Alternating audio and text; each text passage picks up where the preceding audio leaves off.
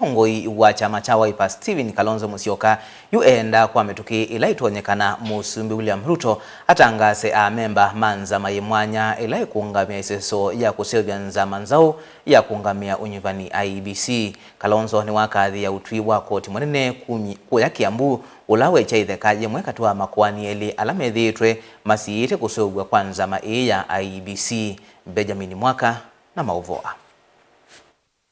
Mutongoi wa kyama cha Wiper Stephen Kalonzo Musyoka enda oyoyu President William Ruto atangaase amemba Nzama mwana ile kuungamia useuvya wa Iebc mbya aiweta isi ile inatwe voni ithelile umonde itino kotwa iluku ya Kiambu kumba ute ikwani la isiire kwambiwa kwa iseso zino.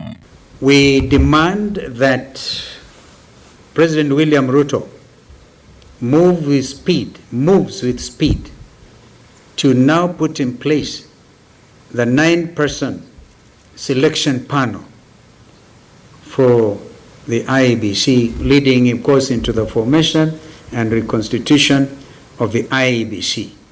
There can be no other pretense.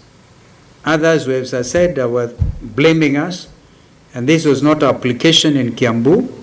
This was a state-sponsored application, and we are happy they have ordered, or whatever it is, a judge in Kiambu. We don't want to criticize that ruling. But now, the other matter in the Court of Appeal by Mr. Augustine Muli can't continue because there are no orders. There are no orders in that matter before the Court of Appeal. The orders were only out of the Kiambu court.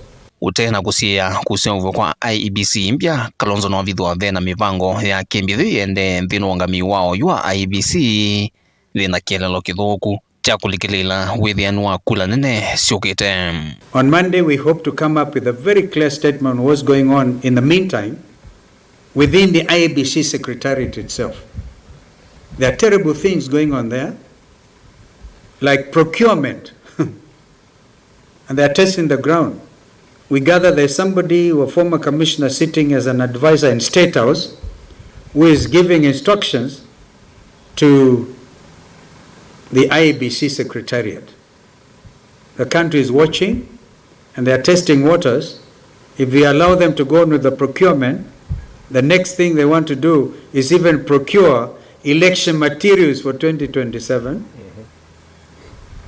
print them in excess of the numbers that will be there in order to further compromise the integrity of the election process.